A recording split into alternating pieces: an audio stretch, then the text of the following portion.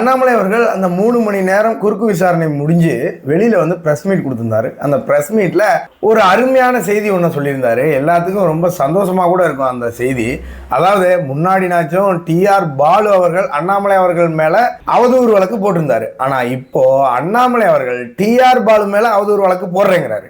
ஏன் அப்படின்னு பாத்தீங்கன்னா, அண்ணாமலை அவர்களை ஊழல் செஞ்சு சொத்து வாங்கியிருக்காரு, மனைவி பேர்ல சொத்து வாங்கியிருக்காரு அப்படின்னு உள்ள பேசியிருக்காரு டிஆர் பாலு அவர்கள். அதனால அண்ணாமலை அவர்கள் என்ன சொல்லியிருக்காருன்னா, நான் என்னோட சொத்து மதிப்பு, என்னோட கடன், என்னோட வருமானம் எல்லாத்தையும் பொதுவெளியில வெளியிட போறேன். என்னுடைய மனைவியின் வருமானத்தையும் நான் பொதுவெளியில வெளியிட போறேன். இது எல்லாத்துக்கும் ஒரு பாடமா இருக்கட்டும். அரசியல் மாற்றத்தை விரும்பும் அனைத்து அரசியல்வாதிகளுக்கும் இது ஒரு பாடமா இருக்கட்டும் அப்படின்னு சொல்லி டிஆர் பாலு அவர்கள் மேல என் மேல வச்ச இந்த அவதூறுக்காக நான் அவதூறு வழக்கு தொடுக்க போறேன் அப்படின்னு பெரிய குண்டை தூக்கி போட்டிருக்காரு திரு அண்ணாமலை அவர்கள். தப்பிக்கிறதுக்காக எதையாவது ஒன்று பேசுறது. சார், மற்றவங்ககிட்ட நீங்க அப்படி பேசலாம் சார். அங்க உங்களுக்கு ஆப்போசிட்ல நிக்கிறது அண்ணாமலை அவர்கள், முன்னாள் ஐபிஎஸ் அதிகாரி.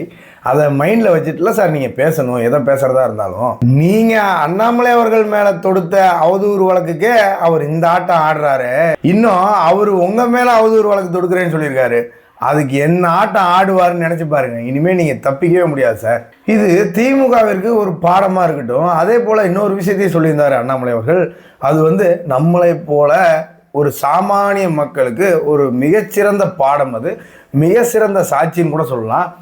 அதாவது இந்த வழக்கு மூலமாக அண்ணாமலை அவர்கள் நம்மை போல பாமர மக்களுக்கு, எளிய மக்களுக்கு ஒன்றை கற்பித்திருக்கிறார். என்ன அப்படின்னு பார்த்தீங்கன்னா, இந்த நாட்டில் யாராக இருந்தாலும், எவ்வளோ பெரிய மனிதராக இருந்தாலும், எவ்வளோ பெரிய பொறுப்புல பதவியில் இருக்கக்கூடிய மனிதராக இருந்தாலும் சட்டத்தை பயன்படுத்தி, சட்டத்திற்கு முன் அனைவரும் சமம், அந்த சட்டத்தை பயன்படுத்தி ஒரு மிக எளிய மக்களும் பாமர மக்கள் கூட அவங்களை எதிர்த்து கேள்வி கேட்க முடியும் அப்படின்ற ஒரு பாடத்தை, ஒரு சிறந்த பாடத்தை நம்மளுக்கு கற்பித்திருக்கிறார் திரு அண்ணாமலை அவர்கள்.